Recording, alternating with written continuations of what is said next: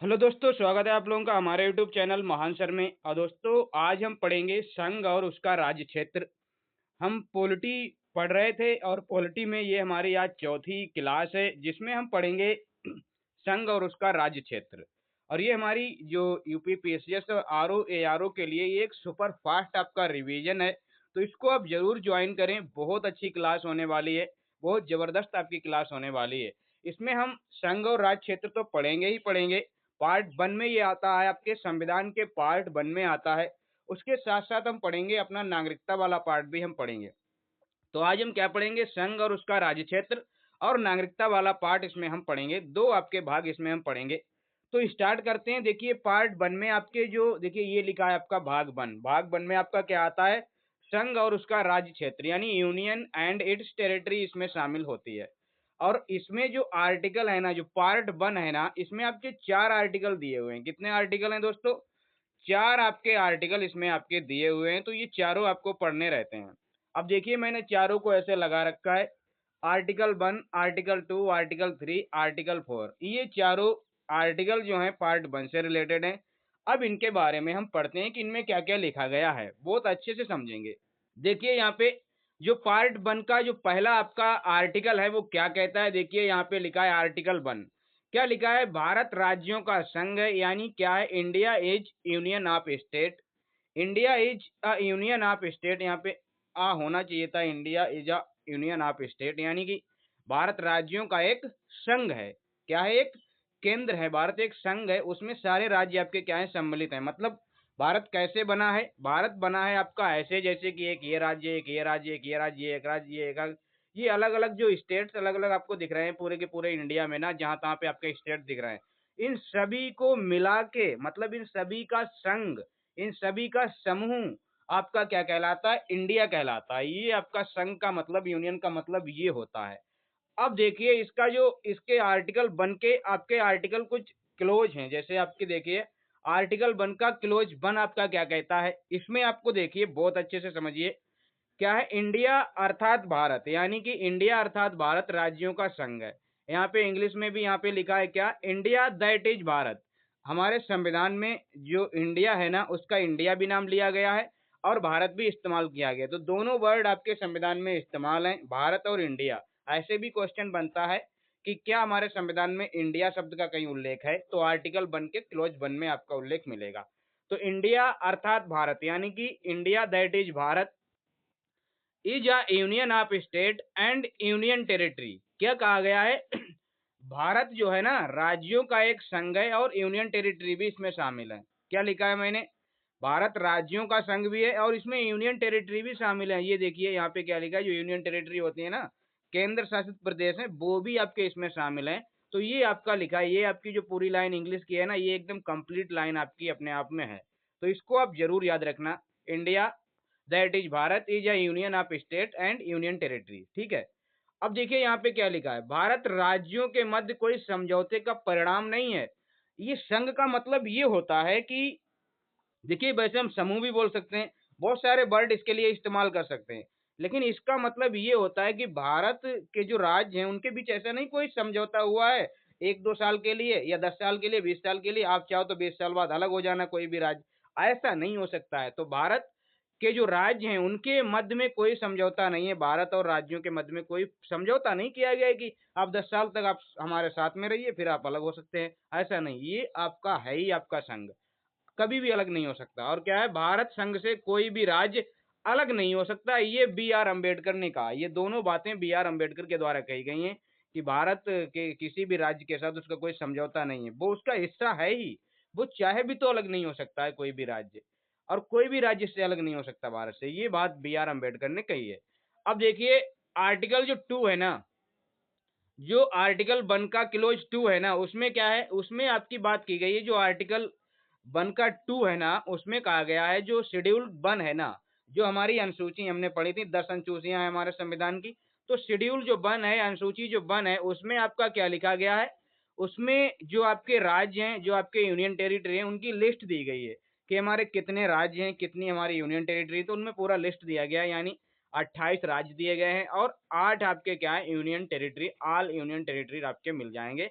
All state आपके मिल जाएंगे। तो ये आपका आर्टिकल 1 हो गया। अब आगे को बढ़ते हैं, ये वाला इसमें आप छोड़िए, इससे आप आगे आइए, यहाँ पे आइए, ये वाला आप पढ़िए।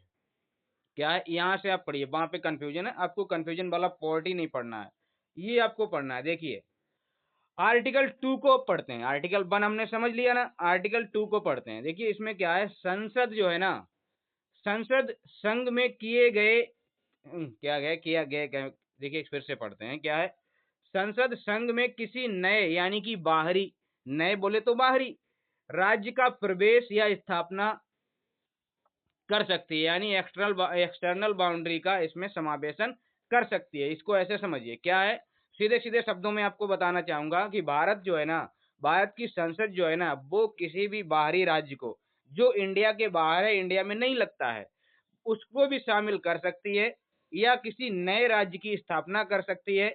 यानी कोई एक्सटर्नल बाउंड्री, कोई बाहरी बाउंड्री, इसमें भारत के अंदर की बात नहीं कर रहे हैं, भारत के बाहर की कोई क्षेत्र है, जैसे कि पाकिस्तान का एरिया हो गया, नेपाल का हो गया, आपका भूटान हो गया, म्यांमार हो गया, ऐसी कोई टेरिटरी है ना, उसको अगर भारत अपने इसमें शामिल करेगा, अपने यहाँ का हिस्सा बनाएगा, अपने यहाँ का राज्य का दर्जा देगा, तो वो आर्टिकल 2 के अंतर्गत आएगा। किसके अंतर्गत आएगा, 2 के अंतर्गत आएगा। जैसे हमने सिक्किम को शामिल किया था ना, संविधान क्या है, 35वां संविधान संशोधन क्या लिखा है, 35 कॉन्स्टिट्यूशनल अमेंडमेंट, ये सीए का मतलब है कॉन्स्टिट्यूशनल अमेंडमेंट, और 1974 में ये हुआ था। इसको सिक्किम को क्या बनाया था, एक संगठित राज्य बनाया था, एसोसिएट मेंबर बना लिया था, इसको शामिल कर लिया था, सीधी सीधी बात ये है। फिर इसको क्या किया गया, 36वें संविधान संशोधन 1975 में क्या किया गया, इसको सिक्किम को पूर्ण राज्य का दर्जा दे दिया गया, कंप्लीट स्टेट का दर्जा इसको क्या दिया, दे दिया गया, पूरा राज्य इसको बना लिया गया भारत में।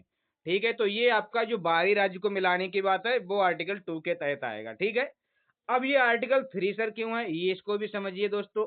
देखिए अभी मैंने बताया कोई भी बाहर से राज्य मिलाएंगे तो आर्टिकल 2, अगर भारत के ही राज्य में कुछ तोड़ फोड़ करनी है, जैसे भारत का राज्य आपका कोई भी राज्य हो गया, जैसे कि अभी मैं आपको बताऊंगा, अभी इसमें पढ़िए, पहले इसकी डिटेल पढ़िए। भारत की आंतरिक सीमा में परिवर्तन, नए राज्य की स्थापना कर सकती है, क्या है, ये देखिए संसद, यहाँ पे क्या लिखा है, संसद, आर्टिकल 3 के थ्रू संसद भारत की आंतरिक सीमा में परिवर्तन, नए राज्य की स्थापना कर सकती है, या तो आंतरिक सीमा में परिवर्तन कर सकती है, या फिर किसी नए राज्य का स्थापना भी कर सकती है।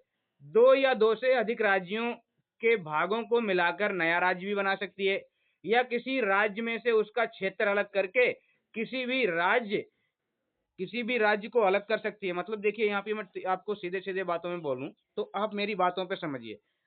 संसद क्या कर सकती है, भारत के किसी भी राज्य से कोई भी नया राज्य एक बना सकती है तोड़ के उसमें से, या दो राज्यों को मिला के उनको एक राज्य बना सकती है, या दो तीन राज्यों में से थोड़ी थोड़ी टेरिटरी लेके एक नया राज्य स्थापित कर सकती है, ऐसा भी कर सकती है, या फिर जो राज्य हैं उनके नामों में परिवर्तन भी कर सकती है। आप ऐसे समझिए, जो भी इंडिया के राज्यों के अंतर्गत भी, जो इंडिया के अपने राज्य हैं, उनमें जो भी परिवर्तन होगा ना, वो आर्टिकल 3 के थ्रू होगा, ऐसे आप समझिए, बस सीधी सीधी बात है। देखिए नाम में परिवर्तन, क्षेत्र बढ़ाना घटाना, सब कुछ इसी में शामिल हो जाएगा, ये डाटा आपका है।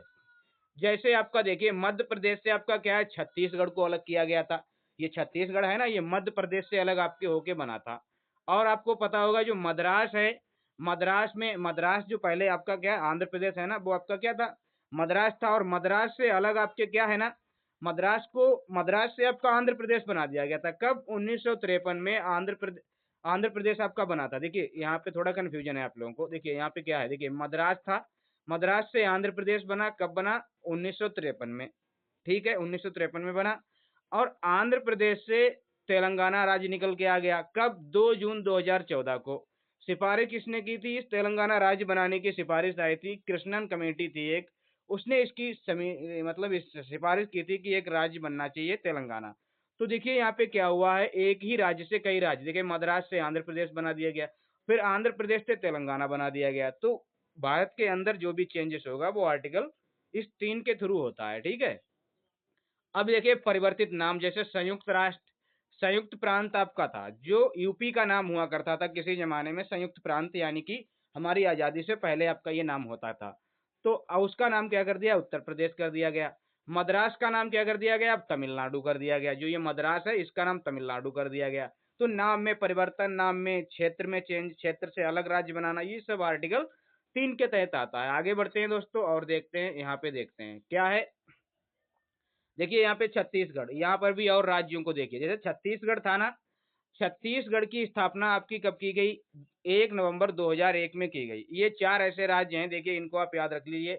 इन 4 राज्यों की स्थापना को आप याद रख लीजिए। कैसे-कैसे याद रखेंगे? ये देखिए। छत्तीसगढ़ की स्थापना 1 नवंबर 2000 को की गई। उत्तराखंड की स्थापना आपकी कब की गई? 9 नवंबर 2000 को की गई। और झारखंड की स्थापना आपकी कब की गई? 15 नवंबर 2000 को की गई। कैसे याद रखेंगे? इनका क्रम भी पूछ लिया जाता है।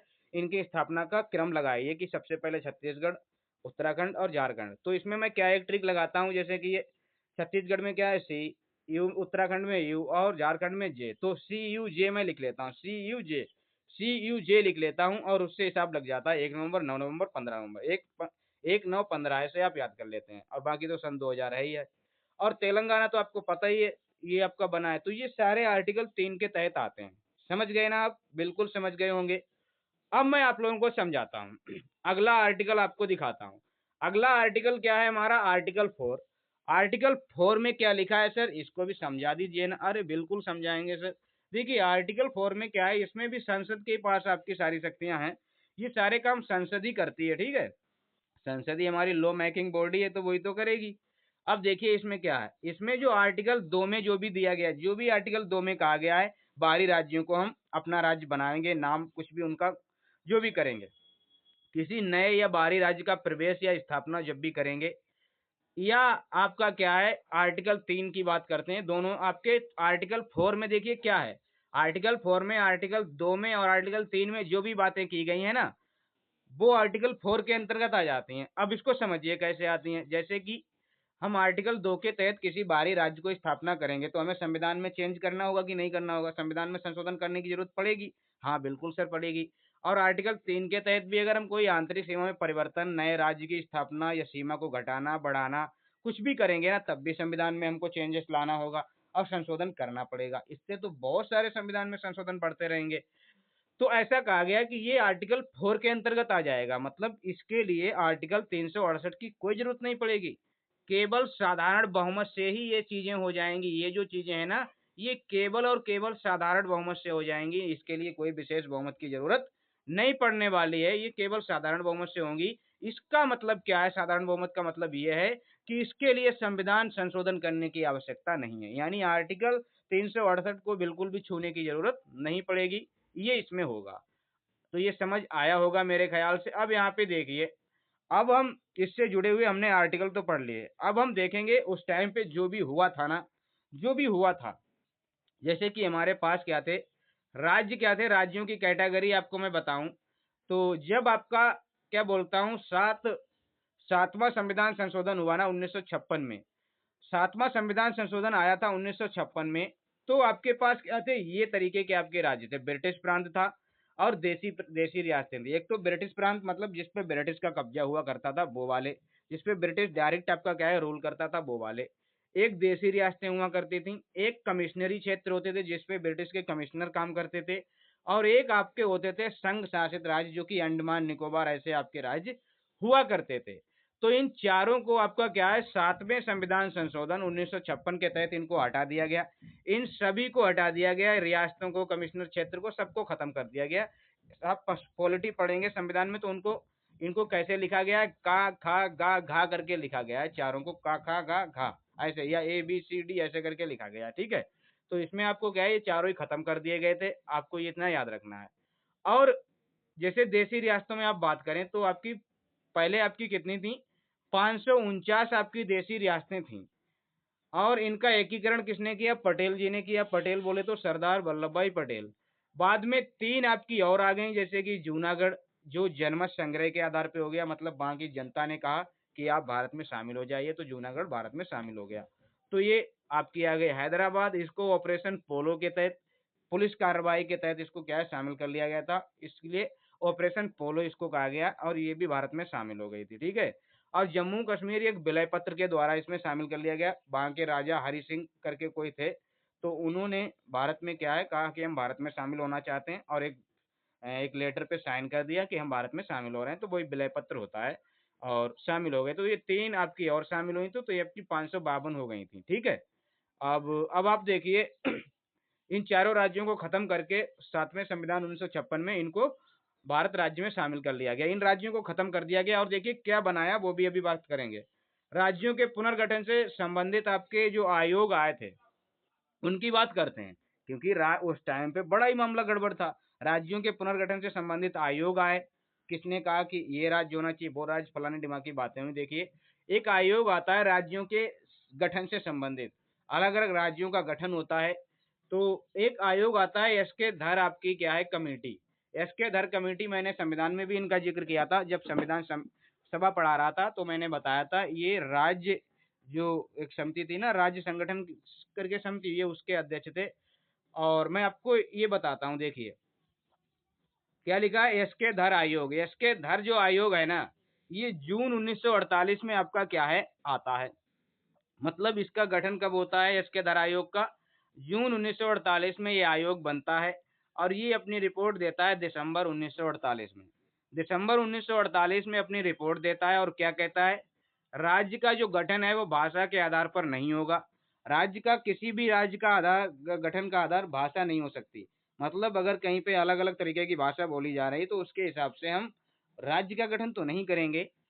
राज्य का जो गठन होगा वो प्रशासनिक आधार पे होगा, एडमिनिस्ट्रेशन के आधार पे होगा, ना कि भाषा के आधार पे होगा। किसके आधार पे होगा, एडमिनिस्ट्रेशन के आधार पे होगा, प्रशासनिक तौर पे होगा, ये कहा गया। फिर एक समिति आई, ये इसने बोला, एसके धर ने क्या बोला, भाषा के आधार पे नहीं होगा, प्रशासनिक तौर पे होगा। अगली समिति आती है जेपीबी समिति। जेपीबी सर क्या है, इसमें तीनों ही आपके क्या थे, कांग्रेसी नेता थे। जवाहरलाल नेहरू, पट्टाभी सीतारमैया और वल्लभ भाई पटेल। क्या है यहाँ पे पट्टाभी की जगह पत्ताभी लिख गया है, कोई बात नहीं, इंग्लिश में ऐसे ही लिखा जाता होगा, इसलिए यहाँ पे टी से टा बन गया है, ता बन गया है, ठीक है। लेकिन जवाहरलाल नेहरू, जेपीबी जैसे जैसे आपका जवाहरलाल नेहरू, पी से पट्टाभी सीतारमैया और बी से आपका वल्लभ भाई पटेल, तो ये आपके हो गए। और ये आपकी कब आई, ये आपकी जैसे इसने अपनी रिपोर्ट दी तैसे ये समिति बन गई आपकी, यहाँ से ये समिति बन गई। दिसंबर 1948 में इन्होंने बना ली और इन्होंने अपनी रिपोर्ट कब दी, इन्होंने अप्रैल 1949 में रिपोर्ट दी और इन्होंने भी सेम बात कह दी, वही बात कह दी इन्होंने भी कि राज्य के गठन का आधार भाषा नहीं हो सकती, प्रशासनिक आधार पर ही होगा, इन्होंने भी वही बात कही। चलो बहुत अच्छी बात रही कि दोनों ने एक ही बात कही, इससे हमें थोड़ा याद करने में दिक्कत नहीं होगी कि किसने क्या कहा। तो एसके धर और जेपीबी समिति ने एक ही बात कही, बस याद क्या रखना है, ये जून 1948 में गठित हुई, रिपोर्ट दिसंबर में दी। जैसे ही इसने रिपोर्ट दी तैसे जेपीबी समिति गठित हो गई और जेपीबी ने अपनी रिपोर्ट अगले साल दे दी, 1949 के अप्रैल में दे दी, ठीक है। अब देखिए आगे और भी चीजें आपके लिए हैं, जैसे कि ये बातें हुई कि भाषा के आधार पे गठन नहीं होगा, इसके लिए क्या हुआ, फिर क्या हुआ, देखिए एक कांग्रेसी नेता है पोट्टी, उनका नाम है पोट्टी श्री रामुलू। ये उधर तेलंगाना वगैरह के भैया नाम है, मुझे तो याद नहीं होते हैं। पोट्टी श्री रामुलू का निधन हो गया। क्या है ये, कैसे निधन हो गया इनका, ये भाषा के आधार पे राज्य की मांग कर रहे थे, भाषा के आधार पे राज्य के गठन की बात कर रहे थे कि हमारा राज्य भाषा के आधार पे होना चाहिए। भाषाई आधार पर राज्य का गठन की इन्होंने मांग की और 56 दिन तक इन्होंने भूख हड़ताल की। कितने दिनों तक, 56 दिन की इन्होंने भूख हड़ताल की, बहुत दिनों लंबे टाइम तक एक भूख हड़ताल की इन्होंने। और इनके 1952 क्या हो गई 1952 में इनकी हो गई भैया डेथ, ये तो चले गए। अब अगर कोई लीडर किसी का खत्म हो जाता है ना तो इंसान बड़ा सेंसिटिव हो जाता है, बड़ा ही आपका इंसान जो है ना बड़ा ही भड़काऊ चीज होता है, एकदम कोई उसको चिंगारी दे सकता है। कोई वो जिस लीडर के पीछे हैं, जिसके फैन बने फिर रहे हैं, जिसके वो एक तरीके से भक्त बने फिर रहे हैं, अगर उस लीडर को कुछ हो जाता है ना तो वहां की जनता ना एकदम आग बबूला हो जाती है। और इस स्थिति को देखकर क्या किया, इस स्थिति को देखकर क्या किया, वहां पे क्या था, तेलुगु भाषा के लोग वहां पे हुआ करते थे। तो तेलुगु भाषा को देखते हुए कहा कि मजबूर होकर सरकार ने मजबूर होकर मद्रास से आंध्र प्रदेश को अलग कर दिया। किसके आधार पे, भाषा के आधार पे। तेलुगु भाषा यहाँ पे लोग बोलते थे, कहाँ पे, आंध्र प्रदेश में तेलुगु भाषा बोली जाती थी। तो लोगों को भाषा के आधार पे, ये पहला राज्य था जो गठन किया गया। कब किया गया, 1 अक्टूबर 1953 को पहली बार भाषाई आधार पे गठित किया गया और भाषाई आधार पर गठित होने वाला ये पहला राज्य था, ठीक है।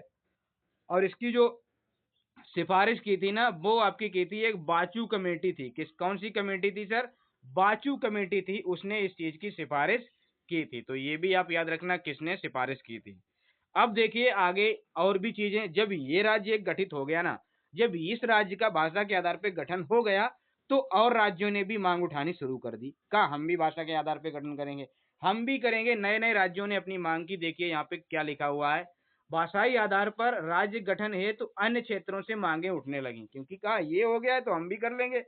तो इसके लिए फिर कुछ पैरामीटर्स बनाए गए कि अगर ये शर्तें आप पूरी करोगे, कुछ शर्तें हैं दी गई हैं संविधान में, अगर ये आप पूरी करोगे तभी आप बनोगे, ऐसा इन्होंने। क्योंकि ऐसे तो भारत में बहुत सारे राज्य बन जाते, ऐसा तो नहीं कर सकते थे ना। तो फजल अली आयोग आया, एक आया फजल अली आयोग, क्योंकि बहुत सारी मांगे उठी तो आया फजल अली आयोग आया। और जैसे ही आपका फजल अली आयोग आता है ना, अब पूछा जाता है इस फजल अली आयोग में कितने सदस्य थे, तो 3 सदस्य थे। कब आपका गठन हुआ था, दिसंबर 1953 में आपका गठन हो गया। क्योंकि अभी अक्टूबर में हमने क्या किया है, अभी अक्टूबर में हमने क्या किया था, आंध्र प्रदेश को गठन किया था, तुरंत हमने अपना आयोग दिया दिसंबर 1953 में। और इसकी जो रिपोर्ट आई, देखिए पहले इसमें सदस्य आप देख लीजिए। इसके सदस्य आपके जो अध्यक्ष थे ना, वो तो वे फजल अली थे, क्योंकि फजल अली आयोग था तो फजल अली ही इसके क्या थे, अध्यक्ष थे। और दो आपके और भी इसके सामने, मतलब 3 सदस्य, तो 2 आपके अन्य सदस्य, जैसे के एम पडिक्कर और एच एन कुंजरू, ये आपके 2 और सदस्य थे। तो फजल अली, के M Padikkar, H N Kunzru, ये 3 लोग थे इस फजल अली आयोग में। और ये आपका यहाँ पे गठित होता है दिसंबर 1953 में। रिपोर्ट देता है अपनी 1955 में, और ये कहता है, इस रिपोर्ट में क्या देता है, क्या देता है कि भारत में 16 राज्य होने चाहिए और 6 केंद्र शासित आपके राज्यों की बात करता है। 16 राज्यों के गठन की बात करता है, 6 केंद्र शासित प्रदेशों की बात करता है। अब देख लेते हैं यहाँ पे, आप लोग आइए, वो 16 राज्य आपके कौन है। अब देखिए, राज्य गठन जो पुनर्गठन अधिनियम आया था 1956 में, मैंने बताया था, वो 4 राज्य जो खत्म किए गए थे ना, उसमें देशी रियासतें, कमिश्नरी क्षेत्र और अंडमान निकोबार और आपके ब्रिटिश प्रांत वाले ना, उनको खत्म करके जो 7वां संविधान संशोधन 1 नवंबर 1956 को आता है ना, उसमें ये कहा गया है, उसी में सारी बातें चल रही हैं। तो क्या किया, 14 आपके स्टेट बनाए गए और 6 आपके केंद्र शासित प्रदेश बनाए गए। तो उस टाइम पे जो ये बनाए गए थे, वो आपके कौन कौन से थे, वो आप एक बार देख लीजिए। कौन कौन से, देखिए यहाँ पे राज्य ये भी हैं और ये भी आपके राज्य। तो देखिए यहाँ पे देखिए, आंध्र प्रदेश बनाया गया था, ये भाषा के आधार पे पहला आपका गठित राज्य था, ठीक है। असम का गठन किया गया, बम्बई एक राज्य बन के आया था, बिहार आया था, जम्मू कश्मीर, केरल, मद्रास। 1969 में इसका क्या है, तमिलनाडु, तमिलनाडु से ये क्या है आपका, इसका नाम 1969 में तमिलनाडु आपका क्या है, रख दिया गया था। मतलब तमिलनाडु का ही नाम चेंज, मद्रास का नाम तमिलनाडु आपका पड़ गया था। और ये आप लोग देखिए, मैसूर राज्य का गठन हुआ, जो आपका कर्नाटक है आज के दिन में। मध्य प्रदेश का, पंजाब का, उड़ीसा में, उत्तर प्रदेश, जो कि पहले क्या हुआ करता था, यूनाइटेड प्रोविंस भी हुआ करता था, और पश्चिम बंगाल, राजस्थान। अब देखिए यहाँ पे जो केंद्र शासित प्रदेश हैं उनको देख लीजिए, जैसे दिल्ली हो गया, हिमाचल हो गया, और आपका अंडमान निकोबार, मणिपुर, त्रिपुरा, लक्षद्वीप, मिनिकॉय और अमीनी द्वीप। ये ऐसे कुछ द्वीप थे जिनको मिला के आपका क्या बनता था, ये सारे के सारे आपके लक्षद्वीप, मिनिकॉय और अमीनी द्वीप, ये आपके क्या कहलाते थे, लक्षद्वीप कहलाते थे। अब देखिए इनको क्या किया गया, 1900 1900 आपका क्या है, 73 में क्या हुआ, लक्षद्वीप और मिनिकॉय और अमीनी द्वीप को मिला के क्या कर दिया गया, केवल और केवल क्या बना दिया गया, लक्षद्वीप बना दिया गया। इनको क्या बोला गया, सबको लक्षद्वीप बोल दिया गया। तो ये भी आपको पता होना चाहिए। और ये जो मणिपुर है और त्रिपुरा है, इनको 1972 में पूर्ण राज्य का भी दर्जा मिल जाता है। क्यों, क्योंकि आज के टाइम पे ये केंद्र शासित थोड़ू ना है, हाँ बिल्कुल भी नहीं है सर। इनको 1972 में क्या मिल जाता है, पूर्ण राज्य का दर्जा। दोनों को एक ही ईयर में मिलता है, इसलिए मैंने लिख दिया है। अब जैसे इनको अलग अलग हिमाचल को भी मिलेगा, तो वो भी बात करेंगे हम। अब देखिए आगे आप आते हैं, तो आपको क्या है, अन्य राज्यों का गठन। हमने 16 राज्य, तो आपके क्या है, 14 राज्य हमने देख लिए। यहाँ पे कितने राज्यों की बात की गई, 14 की तो बात की गई। यहाँ पे ये 16 कैसे मैंने लिख दिया, यहाँ पे कैसे भी, यहाँ पे क्या है 16 लिख गया है, तो 16 नहीं है, यहाँ पे क्या है, 14 राज्य आपके थे। कितने थे आपके, 14 राज्य थे। मतलब कहीं कहीं पे आपका क्या है, अभी भी मिस्टेक चल रहा है। तो वहाँ पे क्या थे आपके, 16, मतलब 14 आपके क्या थे, राज्य थे। अब यहाँ पे देखिए आप लोग, 14 के बाद अन्य भी तो राज्य हमारे गठित हुए हैं ना। अब वो सारे राज्य देख लेंगे जो अभी तक गठित हुए हैं। तो देखिए 15वां राज्य हमारा कब गठित हुआ, गुजरात का गठन हुआ, कब हुआ, 1960 में इसका गठन होता है। 16वां राज्य हमारा नागालैंड बनता है और ये हमारा 1963 में बनता है। तो गुजरात आपका कब आया? 1960 में इसका गठन होता है और ये हमारा 15वां राज्य था। नागालैंड हमारा होता था 16वां राज्य था और इसका गठन 1963 में होता है। ऐसे ही 17वां राज्य आपका हरियाणा आता है और हरियाणा का गठन 1966 में होता है। और मैं आपसे सीधे-सीधे बोलूँ तो ये ऐसे ही पूछ लिए जाते हैं डेट वाइज़ इनका गठन कब हुआ है। ठीक है? तो अब देखिए 16वां राज्य 16वां राज्य आपका हिमाचल जो 1971 में गठित हुआ और जो 19वां मणिपुर और 20वां त्रिपुरा ये दोनों ही आपके 1972 में आए और 20वां राज्य मेघालय भी आपका 1972 में ही आपका गठित हुआ था। तो ये 3 राज्य आपके एक ही सन में आपके आए ये कौन-कौन से? मणिपुर, त्रिपुरा और मेघालय आपके एक ही ईयर में आए। 22वां राज्य हमारा कौन-सा बना था? सिक्किम बना था जो 1975 में बना था। 36वें संविधान संशोधन के तहत, ठीक है, इसको याद रखना। और 23वां राज्य हमारा 1987 में मिजोरम, मिजोरम हमारा 1987 में 23वां राज्य बना था, पूर्ण राज्य। 24वां आपका अरुणाचल प्रदेश 1987 में बना, 25वां गोवा आपका 1987 में बना।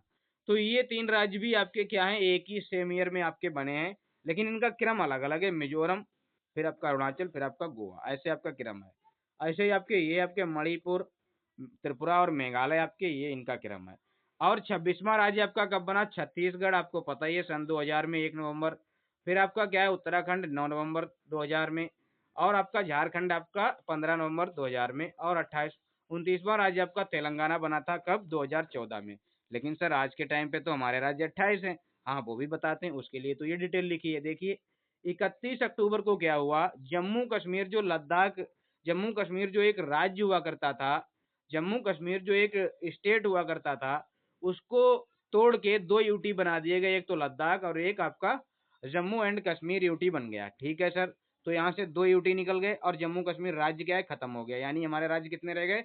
28 राज्य रह गए और यूटी यहाँ पे 2 बढ़ गए। लेकिन क्या किया गया? हाँ, तुरंत ही 26 जनवरी 2020 को क्या किया गया? दादर नगर हवेली दमन दीव को 1 यूटी बना दिया गया। मतलब 2 यूटी को मिला के 1 यूटी बना दिया गया और एक राज्य को मिला के 2 यूटी बना दिए गए। यानी कि बात वही रही, हमारे टोटल राज्य उतने ही रहे। तो उधर से एक राज्य कम हो गया और इधर हमारा एक यूनियन टेरिटरी बढ़ गया। तो हमारे वर्तमान में जो स्टेट्स हैं वो हमारे कितने हैं? आपके 28 हैं और यूनियन टेरिटरी हमारे 8 हैं। ऐसे आप याद रखना। ठीक है? तो ये आपको समझ आया होगा। अब यहाँ पे देखिए आपके जो केंद्र शासित आपके प्रदेश हैं, उनके बारे में समझते हैं। ये केंद्र शासित प्रदेशों के बारे में समझते हैं, ये आपके केंद्र शासित प्रदेश हैं। जैसे एनसीटी दिल्ली, एनसीटी दिल्ली आप जानते हैं ना? एनसीटी दिल्ली यानी कि नेशनल कैपिटल टेरिटरी, इसको एनसीआर भी कह देते हैं। एनसीटी एनसीआर मतलब नेशनल कैपिटल रीजन या नेशनल कैपिटल टेरिटरी भी बोलते हैं। तो दिल्ली आपका है, पुदुचेरी है, जम्मू कश्मीर, ये हमारे क्या हैं? केंद्र शासित हमारे प्रदेश हैं और ये तीनों ऐसे प्रदेश हैं जिनमें तीनों में विधानसभा है। क्या है? इन तीनों में ही आपकी क्या है? विधानसभा है, तो ये आप याद रखना। लद्दाख एक आपका क्षेत्र है, ये भी यूनियन टेरिटरी, अंडमान निकोबार, दादर नगर हवेली और दमन व दीव 26 जनवरी 2020 को बना। चंडीगढ़ 1966 में आपका यूटी बना था, ये वो है। लक्षद्वीप आपका जो 1973 में अमीनी द्वीप और मिनी का है और लक्षद्वीप को मिला के आपका क्या ये बना था। ठीक है सर? बिल्कुल सर, ठीक है। अब यहाँ पे देखिए यूनियन टेरिटरी संविधान के भाग 8 में है। क्या है? जो यूनियन टेरिटरी है ना, ये किस पार्ट में आपके जिक्र इनका किया गया है? यूनियन टेरिटरी का जो आपका क्या है संविधान, यूटी संविधान के भाग 8 में है और इनके लिए आर्टिकल जो दिया गया है वो 239 से लेके 241 आर्टिकल दिया गया है। मतलब संविधान का जो भाग 8 है ना, उसमें यूनियन टेरिटरी के बारे में जिक्र किया गया है और उस यूनियन टेरिटरी के संबंध में आपके जो आर्टिकल है ना, वो आपके कौन से हैं? ये आपके आर्टिकल हैं 239 और 241, मतलब 239 241 मतलब 239 से लेके 241 तक हैं। 239 भी है, 240 भी है, 41 भी है। इन्हीं में आपका क्या है यूनियन टेरिटरी को समाहित किया गया है। अब यहाँ पे आप लोग देखिए यूनियन टेरिटरी से संबंधित कुछ हम फैक्ट लेके आए हैं, जैसे कि जो 10वां संविधान संशोधन होता है ना 1961 में, उसमें क्या किया जाता है? दादर नगर हवेली जो है ना, वो एक यूटी बन के आता है। क्या है ना? दादर नगर हवेली एक यूटी बन के निकलता है। 10वें संविधान संशोधन 1961 में दादर नगर हवेली को एक यूटी बनाया जाता है। इस पे पहले पुर्तगाल का कब्जा हुआ करता था, पुर्तगाल के कब्जे से इसको छुटाया गया और इसको एक यूटी बना दिया गया। और 12वें संविधान संशोधन 1962 के तहत 12वां संविधान संशोधन 1962 में दमन, दीव, गोवा इनको एक यूटी बनाया गया था। कब? 1987 में आपका क्या किया गया था? देखिए 1987 में नहीं, 1962 में आपका क्या है, दमन है, दीव है, गोवा है, इनको एक यूटी बना दिया गया था। लेकिन इनमें से गोवा को क्या है 1987 में एक पूर्ण राज्य बना दिया गया और बाकी ये दमन व दीव ये यूटी ही बने रहे थे। अब देखिए 20 जनवरी, यहाँ पे 20 जनवरी लिख के आ गया है, 26 जनवरी यहाँ पे है, क्या पीछे मैंने 26 जनवरी बोला है, 26 जनवरी यहाँ पे है। थोड़ा पता नहीं ये कहाँ से मिस्टेक हो जाती है। क्या है 26 जनवरी आपका 2020 को क्या हुआ, दादर नगर हवेली दमन व दीव को एक यूटी बना दिया गया। दादर नगर हवेली और दमन व दीव को एक यूटी बना दिया गया। और 14वां संविधान संशोधन जो 1962 में आया था, ये मैंने क्यों लिखा है यहाँ पे 2020 क्यों लिख दिया, क्योंकि यहाँ पे दमन और दीव की बात हुई ना, तो ये दमन व दीव और दादर नगर हवेली इनको एक यूटी बना दिया गया, क्योंकि यहाँ पे तो दमन व दीव एक यूटी थे ही थे। अब इनको दादर नगर हवेली के साथ मिला दिया गया कब? 26 जनवरी 2020 को। ठीक है। अब 14वां संविधान संशोधन जो हुआ था ना, 12वां हुआ 14वां होगा, इसमें पौंडीचेरी को विधानसभा का दर्जा दिया गया। पौंडीचेरी में विधानसभा का गठन किया गया और वहाँ की विधानसभा में 30 मेंबर आपके हैं, मतलब 30 सदस्यीय आपकी क्या है विधानसभा है। पौंडीचेरी क्या है 30 सदस्यीय आपकी विधानसभा है। और ये जो पौंडीचेरी था ना, ये जो पुदुचेरी है ना, ये 1954 में भारत ने फ्रांसीसियों से छीना था, मतलब फ्रांसीसियों के कब्जे में था ये 1954 54 में, मतलब क्या है ये बनता है। और ये फ्रांसीसियों से भारत ने क्या है छीना था, तो ये आप याद रखना। ठीक है, अब आपको मैं बताता हूँ। यहाँ पे देखिए 69वां संविधान संशोधन जो कि 1991 में हुआ था, इसमें क्या किया गया था, जो दिल्ली है ना, दिल्ली जो नेशनल कैपिटल रीजन है ना, उसमें क्या है 1992 में विधानसभा की स्थापना की गई। और दिल्ली की जो विधानसभा है उसमें कितने सदस्य हैं? 70 मेंबर हैं। ये वो फैक्ट हैं जो डायरेक्ट आपके एग्जाम में मिलते हैं और इनसे आपका क्या है क्वेश्चन बनता ही बनता है, तो ऐसे इनको मिस नहीं करना। आगे बढ़ते हैं दोस्तों और देखते हैं और भी अभी चीजें हैं, मतलब आर्टिकल इसमें बहुत सारा मैं डाटा लेके आया हूँ, बहुत अच्छे से मैंने इसमें क्या डिजाइन किया हुआ है। अब देखिए यहाँ पे देखिए आप लोग, पुदुचेरी जो पौंडीचेरी है ना विधानसभा, ये आर्टिकल 239 के ए में आती है। मैंने अभी बताया था संविधान के पार्ट 8 में है ये, आर्टिकल 239 से 41 तक दिए गए हैं। तो आर्टिकल 239 का जो ए है ना, आर्टिकल 239 ए, उसमें आपका पौंडीचेरी की बात की गई है।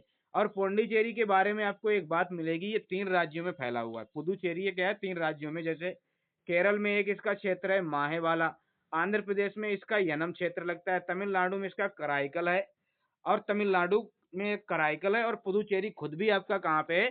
तमिलनाडु में ही है। तो ये 3 राज्यों में आपका क्या है फैला हुआ है। पुदुचेरी कराईकल भी है, यनम भी है, माहे भी है, और पौंडीचेरी खुद भी है। तो ये ऐसे फैला हुआ है। अब देखिए यहाँ पे दिल्ली जो विधानसभा है वो कौन से आर्टिकल में दोस्तों? वो आपकी 239 डबल ए में है।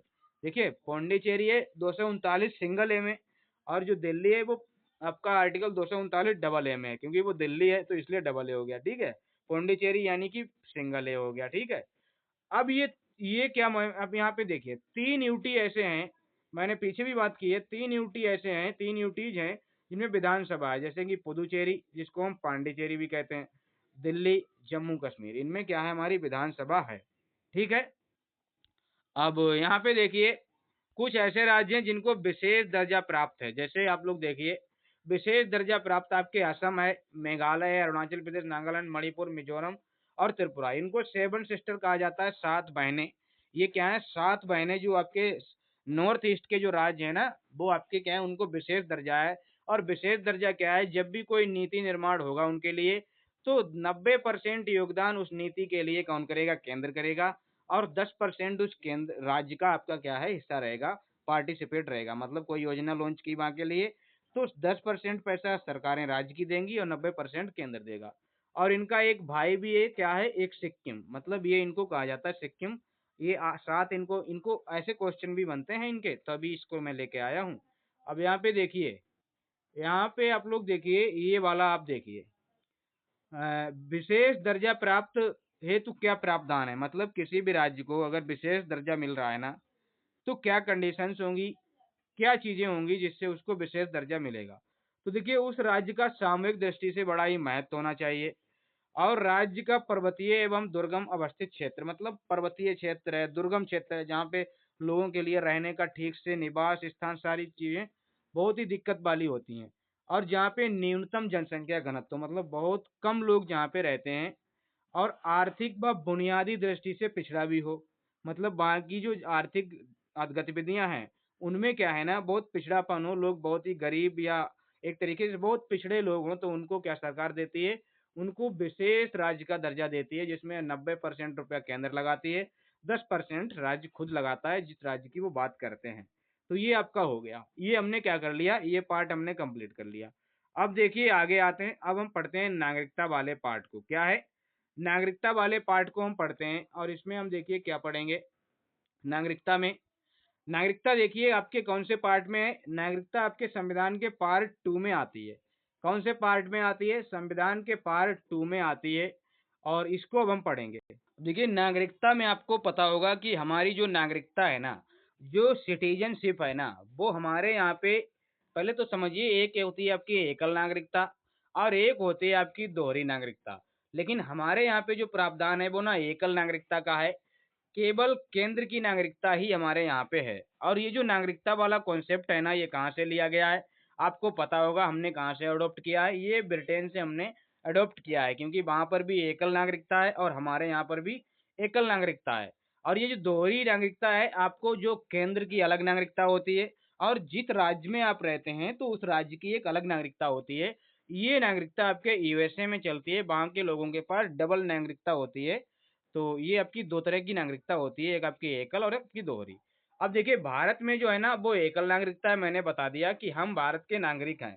आपके संविधान में यही आपको मिलेगा कि हम भारत के नागरिक हैं, और ये हमारी ब्रिटेन से ली गई है।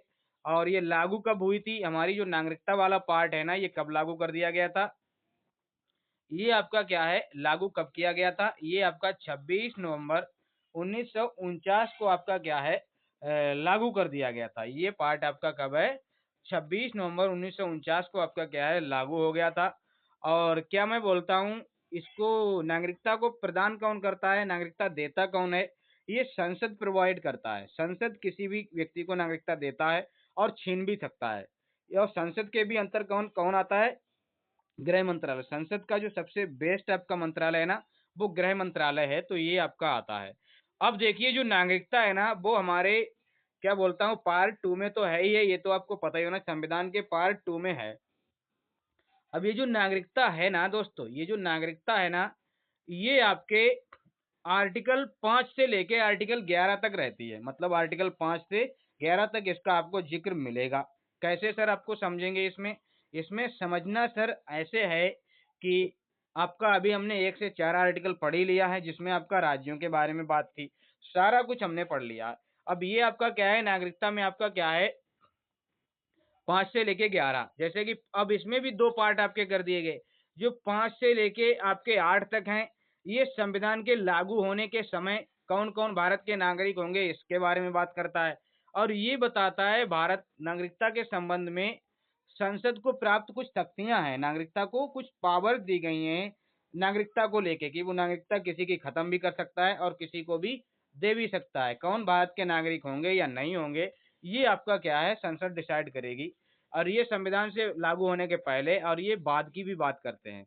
अब देखिए यहाँ पे आगे बढ़ते हैं, संविधान लागू होने के समय की बात। अब यहाँ पे आइए, आप पहले तो ये समझिए, ये आप लोग देखिए यहाँ पे आर्टिकल 5 से लेके 8 तक संविधान लागू होने के समय कौन कौन भारत के नागरिक होंगे, ये बात आर्टिकल 5 से 8 में कही गई है। तीनों में यही बात की गई है, ठीक है। अब देखिए एक एक आर्टिकल को समझते हैं। आर्टिकल 5 में क्या कहा गया है, संविधान लागू होने के समय निवास के आधार पर जो नागरिकता होगी, मतलब आपका क्या है, जब भी आपका संविधान लागू होता है, जिस टाइम पे संविधान आपका लागू हो रहा था या लागू हुआ था, उस टाइम के निवास के आधार पे इसमें नागरिकता दी गई थी। अब वो क्या बात है, मैं अभी आपको समझाता हूँ। और एक बात आपको ये भी दिखाता हूँ, जो नागरिकता लागू हुई तो सबसे पहले आर्टिकल 5 को ही लागू किया गया। सबसे पहले आर्टिकल 5 को ही लागू किया गया था, ये भी आप याद रखना।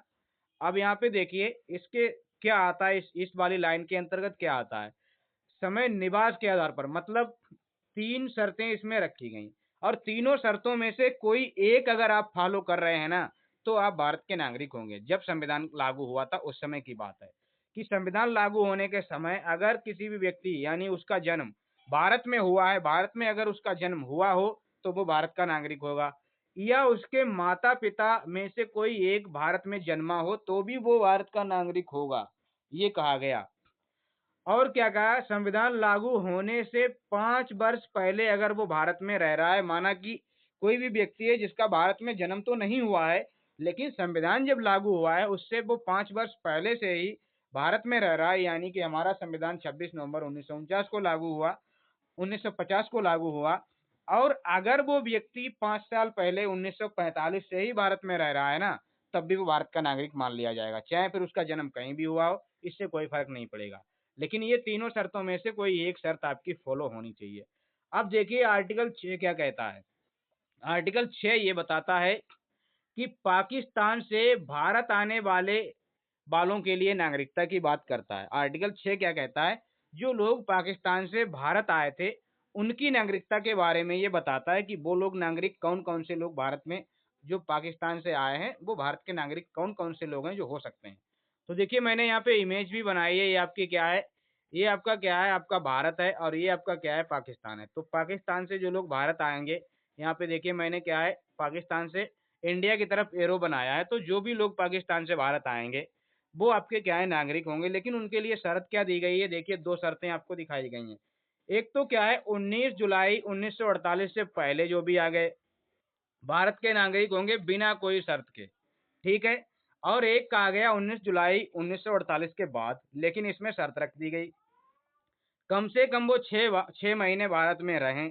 6 महीने भारत में रहने के बाद अपना रजिस्ट्रेशन कराएं। रजिस्ट्रेशन कराने के बाद उनको क्या है, नागरिकता मिलेगी। पहले वो 6 महीने रहें, ऐसा नहीं आते ही रजिस्ट्रेशन करा दिया, नहीं। 6 महीने रहो, फिर नागरिकता के लिए रजिस्ट्रेशन कराओ और फिर आपको नागरिकता मिलेगी। ये आपका कहा गया पाकिस्तान से भारत आने वालों के लिए आर्टिकल 6 में ऐसी बात की गई। अब देखते हैं आर्टिकल 7 में क्या है दोस्तों। आर्टिकल 7 में क्या है, जो भारत से पाकिस्तान जाने वाले तथा फिर भारत आने वालों के लिए नागरिकता। मतलब कुछ लोग ऐसे भी थे जो देखिए क्या हुआ, पहले आपके क्या है, भारत से पाकिस्तान चले गए, फिर आपका क्या है, पाकिस्तान से भारत आ गए। ऐसे भी तो होंगे उस टाइम पे, कुछ लोग भारत से पाकिस्तान चले गए होंगे और फिर उनको नहीं लगा कि चलो भारत में ही चलते हैं, तो वो भारत आए होंगे, तो उनके लिए भी अलग प्रावधान किया गया ना। उनके लिए आर्टिकल 7 कहा गया कि हम आपको साथ में ही रखेंगे, भले ही आप वहां चले गए थे, लेकिन आर्टिकल 7 ने कहा हम आपको साथ में रख लेंगे, लेकिन उसके लिए मैं आपको कंडीशंस बता देता हूँ। क्या, जो 19 जुलाई से पहले आ गए, मतलब ऐसे लोग जो भारत से बाहर चले गए पाकिस्तान और फिर पाकिस्तान से फिर आ गए, जो 19 जुलाई 1948 से पहले आ गए हों, जो अभी मैंने बताया था, चाहे वो डायरेक्ट पाकिस्तान से आए हों, चाहे जाके भारत से जाके फिर पाकिस्तान से भारत में आए हों, तो भी उनके लिए प्रावधान क्या है कि वो बिना रजिस्ट्रेशन के नागरिक मान लिए जाएंगे अगर वो 19 जुलाई 1948 से पहले आ गए। सीधी-सीधी बात करूं तो जो भी व्यक्ति 19 जुलाई 1948 से पहले भारत में आ जाएंगे, वो आपके क्या है, भारत के नागरिक मान लिए जाएंगे। सीधी-सीधी बात अगर कहें तो ये होगी। ठीक है सर, बिल्कुल, बहुत अच्छी बात कही आपने। अब देखिए 1 मार्च 1947, यहाँ से आपका आता है 1 मार्च 1947, इसके बाद अगर गए हों, मतलब क्या है, अगर 1 मार्च 1947 के बाद अगर वो गए हों पाकिस्तान और क्या है, फिर वो बाद में आपके क्या है, लौट के आ जाएं, मतलब बाद में आपके क्या है, लौट के आए, 1 मार्च 1947 के बाद गए हों और बाद में लौट के आए, कब लौट के आए, ये यहाँ पे मैं क्या बोल रहा था, 19 जुलाई की मैं यहाँ पे बोल रहा था, यहाँ पे थोड़ा गड़बड़ हो गया, देखिए थोड़ा सा गड़बड़ हो गया यहाँ पे, मैं पता नहीं मैं कहाँ देख रहा था, कहीं और देख रहा था और मैं बोलता चला गया। देखिए 1 मार्च 1947 से पहले जो लोग क्या है ना, जो गए हों और क्या है 19 जुलाई 1948 से पहले आ गए हों, बात तो वही है, सही बोल रहा था। लेकिन जो 1 मार्च 1947 के बाद आपके गए हों और वो वापस अगर आते हैं तो उनको क्या होगा, उनको आते ही रजिस्ट्रेशन कराना होगा। वो आएँ और तुरंत रजिस्ट्रेशन कराएँ और उसके बाद 6 महीने तक रहें, तब उनको नागरिकता मिलेगी। देखिए दोनों बातें अलग-अलग हैं, यहाँ पे क्या था, वो पहले कम से कम भारत में 6 महीने रहें, फिर रजिस्ट्रेशन कराएँ, फिर नागरिकता मिलेगी। जबकि यहाँ पे क्या कहा गया है, यहाँ पे कहा गया है, वो भारत आएँ और नागरिकता के लिए रजिस्ट्रेशन कराएँ, फिर 6 महीने तक रुकें, तब नागरिकता मिलेगी। तो ये दोनों बातें अलग-अलग हैं, लेकिन आपको एक जैसी भी समझ में आए, तो भी आपके लिए अच्छी होंगी। आपको ये पता होना चाहिए कि ये मामला है। अब देखिए आर्टिकल 8 क्या कहता है इनके लिए? आर्टिकल 8 ये कहता है वह विदेशी व्यक्ति जो भारतीय मूल का तो है, परंतु संविधान लागू होने के समय भारत में ना रह रहा हो उसके लिए।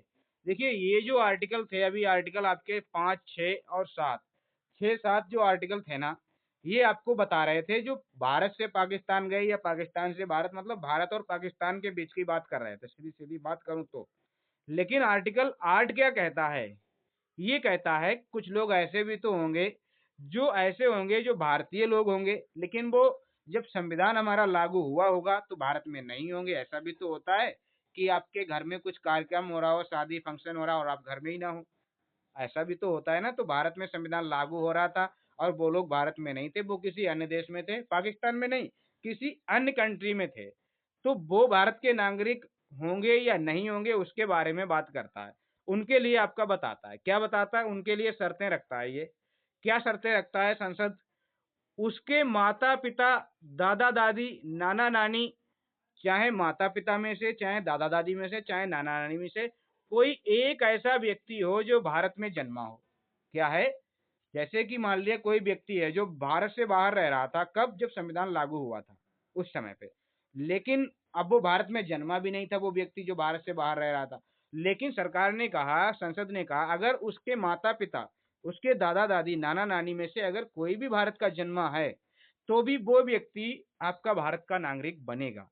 लेकिन उसके लिए क्या करना होगा? उसके लिए उसको करना क्या है देखिए, वो वहाँ जहाँ रह रहा है, जहाँ भी वो रह रहा है, जिस देश में भी, वहाँ जहाँ रह रहा है उस देश के भारतीय दूतावास में जाए। हर एक देश में भारत के दूतावास होते हैं। जो कंट्रीज होती हैं उनमें अपने-अपने जैसे भारत में भी अन्य देशों के दूतावास होंगे और भारत के भी अन्य देशों में दूतावास हैं। तो वहाँ एक दूतावास होता है और वहाँ जाके रजिस्ट्रेशन कराएँ। रजिस्ट्रेशन करने के बाद भारत की नागरिकता प्राप्त कर सकते हैं। अगर वो चाहते हैं कि देखिए मेरे दादा-दादी भारत के थे, मैं भी भारत का नागरिकता बनना चाहता हूँ, नागरिक लेना चाहता हूँ, तो वो कहेंगे भारत कहेगी भारत की सरकार जाइए आप हमारा दूतावास है उसी देश में आप वहाँ रजिस्ट्रेशन करवा दीजिए और आप भारत के नागरिक बन जाएँगे। ऐसे आप समझिए। अब यहाँ पे देखिए दोस्तों, ये क्या हो गया यहाँ पे, ये सफ़ेद हो गया ये आर्टिकल ही आपका सफ़ेद हो गया यहाँ पे। ये आर्टिकल पूरा का पूरा सफ़ेद हो गया। देखते हैं इसमें क्या है। क्या हो गया इसको मैं सही कर दूँगा। ये आर्टिकल क्या है? 9 से 11 तक की बात है, फिर भी यहाँ पे 9 से 11 तक लिखे ही हैं, कोई दिक्कत नहीं। 9 से 11 तक की बात करता है। नागरिकता के संबंध में जो संसद को प्राप्त शक्तियाँ या अधिकार हैं, उनकी बात करता है। देखिए क्या-क्या शक्तियाँ हैं, उनको समझ लीजिए। आर्टिकल 9 क्या कहता है? नागरिकता की समाप्ति के बारे में बात करता है आर्टिकल 9 और क्या बोलता है कि किसी इसमें क्या कहा गया है?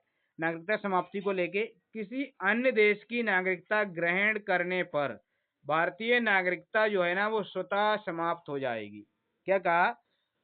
आर्टिकल 9 ये बोलता है अगर आपने किसी भी अन्य देश की नागरिकता ले ली, तो आपकी जो इंडिया की जो नागरिकता है, इंडियन सिटीज़नशिप अपने आप आपकी खत्म हो जाएगी।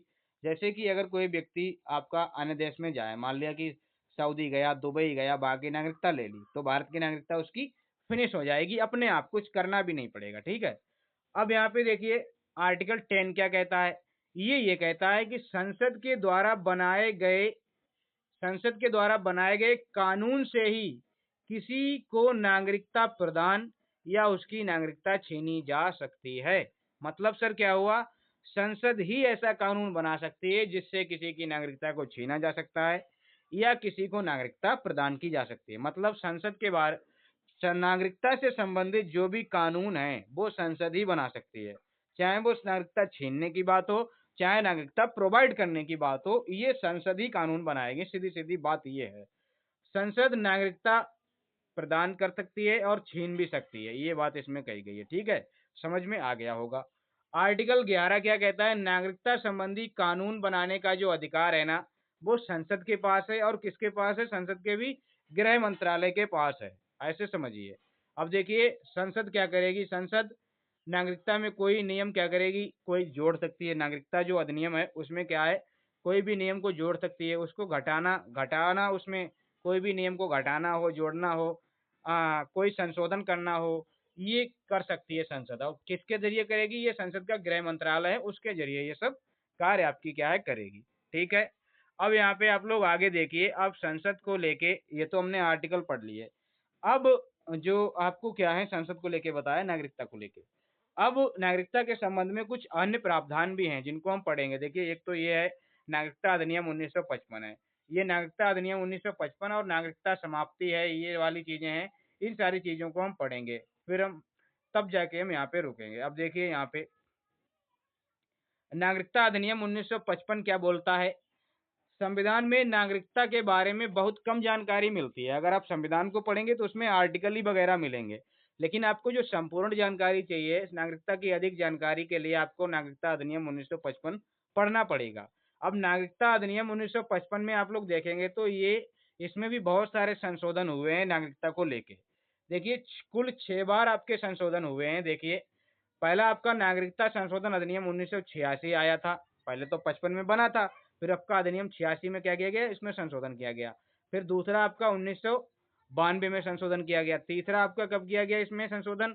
2003 में, फिर आपका 5 में, फिर 15 में, फिर आपका 19 में। कैसे याद रखेंगे?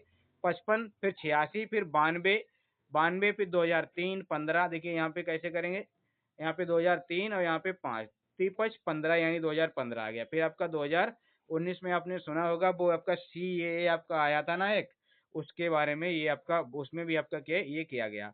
अब यहाँ पे आप लोग देखिए, यहाँ पे आप लोग देखेंगे तो आपको एक चीज़ मिलेगी, क्या है? नागरिकता अधिनियम 1955। नागरिकता अधिनियम 1955 आप लोग देखेंगे तो आपको क्या मिलता है देखिए।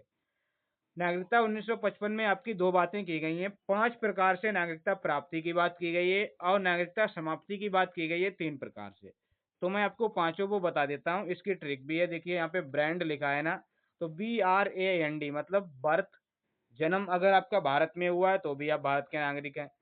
रजिस्ट्रेशन से अगर आप चाहें तो रजिस्ट्रेशन करा के भी आप नागरिकता ले सकते हैं।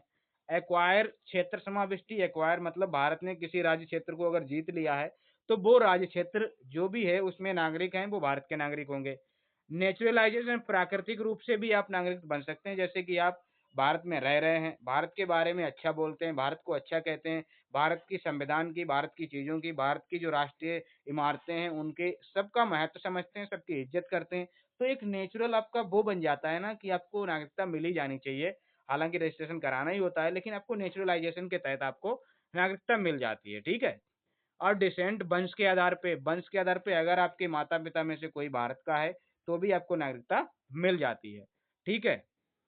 अब यहाँ पे देखिए स्वतः समाप्ति की देखिए रिनंसिएशन, रिनंसिएशन का मतलब होता है अगर आपने खुद ही आपने क्या है त्याग दी अपने भारत की नागरिकता, तब भी आपकी खत्म हो जाएगी।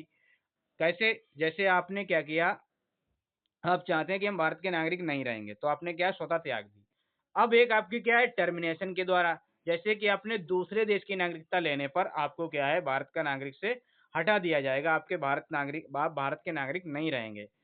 या डिप्राइवेशन या वंचित किया जाना, नागरिकता से वंचित भी किया जा सकता है अगर आप किसी इल्लीगल आपकी एक्टिविटी में पाए गए, जैसे कि भारत के लिए आपको देखा गया कि आप तो भारत की नेशनल सिक्योरिटी के लिए खतरा बन चुके हो, तो भी आपको भारत के नागरिक से बाहर कर दिया जाएगा। अब ये सारे काम संसद ही करेगी। अब देखिए 5 प्रकार से जो प्राप्ति है वो भी समझ लीजिए।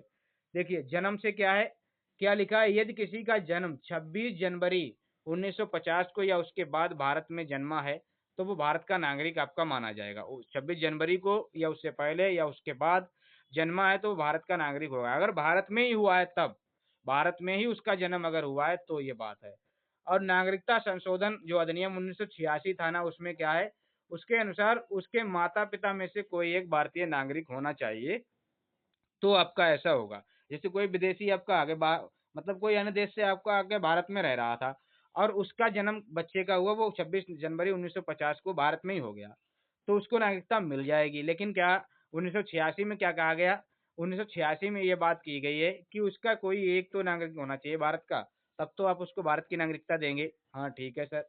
और 2003 में क्या कहा गया? उसके अनुसार कहा गया कि माता-पिता में से कोई एक वैध भारतीय नागरिक होना चाहिए, कोई एक वैध, वैध मतलब इल्लीगल आपका नहीं होना चाहिए, वैध आपका भारतीय नागरिक होना चाहिए। 86 से 2003 में ये कह दिया गया। कोई बात नहीं, मतलब क्या है जो भारत में जन्मा हो वही आपका क्या है जन्म के आधार पे भारत का नागरिक होगा, ऐसे समझिए। अब यहाँ पे अपवाद भी आपको देखने को मिलेगा। यदि कोई विदेशी भारत में घूमने आया, तो उसकी संतान का जन्म यदि भारत में होता है, तो वह भारत का नागरिक नहीं माना जाएगा, ऐसा इसमें कहा गया है। क्या कहा गया है? क्योंकि यहाँ पे क्या है, अपवाद मैंने बता दिया कि उसका एक भारतीय मतलब माता-पिता में से कोई तो भारतीय होना चाहिए उसका, कोई तो नागरिक होना चाहिए तभी तो होगा। और ये अपवाद नहीं है, ये सिर्फ़ अपवाद लिखा है, मतलब कोई घूमने आया विदेशी, भारत में उसका क्या हो गया, जन्म हो गया बच्चे का, तो थोड़ी ना वो भारत का नागरिक माना जाएगा। ऐसे समझिए ना आप, सिंपल आप समझिए ना, सिंपल समझिए एकदम। शत्रु देश के अधीन जन्मा बच्चा अगर मतलब कोई भारत का व्यक्ति है, अगर वो शत्रु देश में रह रहा है और वहाँ कोई बच्चा अगर जन्मित हो जाता है भारत का, तो वो भी भारत का नागरिक नहीं माना जाएगा। और शत्रु देश के अधीन जन्मा भारत का बच्चा, मतलब यहाँ पे मैं थोड़ा उल्टा बोल गया हूँ, समझिए फिर से। जैसे कोई भी आपका पाकिस्तान का मतलब क्या है, हमारा शत्रु रहता है हमेशा वो, तो उसके यहाँ का कोई भी यहाँ आया और उसका अगर भारत में कोई बच्चा जन्म हो गया, तो वो भारत का नागरिक नहीं माना जाएगा, ऐसा कहा गया है। अब विदेशी राजदूत जैसे कि जो फॉरेन एम्बेसडर होते हैं, जो हमने बताया था दूतावास होते हैं ना, विदेशी एम्बेसडर होते हैं ना, जैसे हमारे भी विदेशी एम्बेसडर होते हैं, तो वो अगर भारत में ही रहते हैं, विदेशी एम्बेसडर भारत में रहेंगे, भारत के जो विदेशी एम्बेसडर वो विदेश में रहते हैं और उनका कोई ना कोई बच्चा नागरिक वगैरह जन्म होगा, तो वो भारत के नागरिक नहीं होंगे क्योंकि उनको उनके देश की नागरिकता दी जाएगी, ठीक है। अब यहाँ पे देखिए रजिस्ट्रेशन के द्वारा क्या है, कैसे रजिस्ट्रेशन के द्वारा भारतीय मूल का व्यक्ति जो भारत से बाहर रह रहा हो, भारत का व्यक्ति है लेकिन भारत के बाहर रह रहा था, वो क्या करेगा, रजिस्ट्रेशन करने के बाद 7 साल उसे भारत में रहना होगा। रजिस्ट्रेशन करने के बाद भारत में रहेगा 7 साल और नागरिकता मिल जाएगी। इसमें 3 लोगों की बात की गई। एक तो क्या 3 बातें की गई। एक तो जो भारत से बाहर रह रहा है, यह कहा गया कोई विदेशी महिला है जिसने भारतीय पुरुष से शादी कर ली है। अगर कर ली है तो उसको क्या है, रजिस्ट्रेशन कराना होगा और 7 वर्ष के लिए रहना होगा भारत में, नागरिकता मिल जाएगी।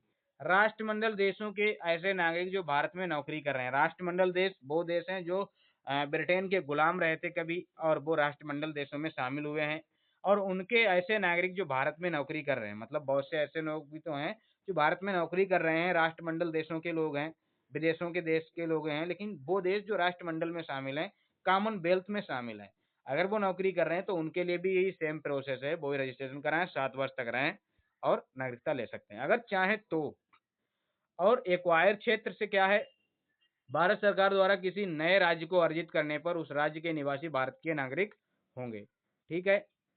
जैसे 36वां संविधान संशोधन 1975 में सिक्किम के जो नागरिक थे ना, सिक्किम को एक्वायर किया था, सिक्किम के नागरिक भारतीय नागरिक होंगे या भारतीय नागरिक बन गए।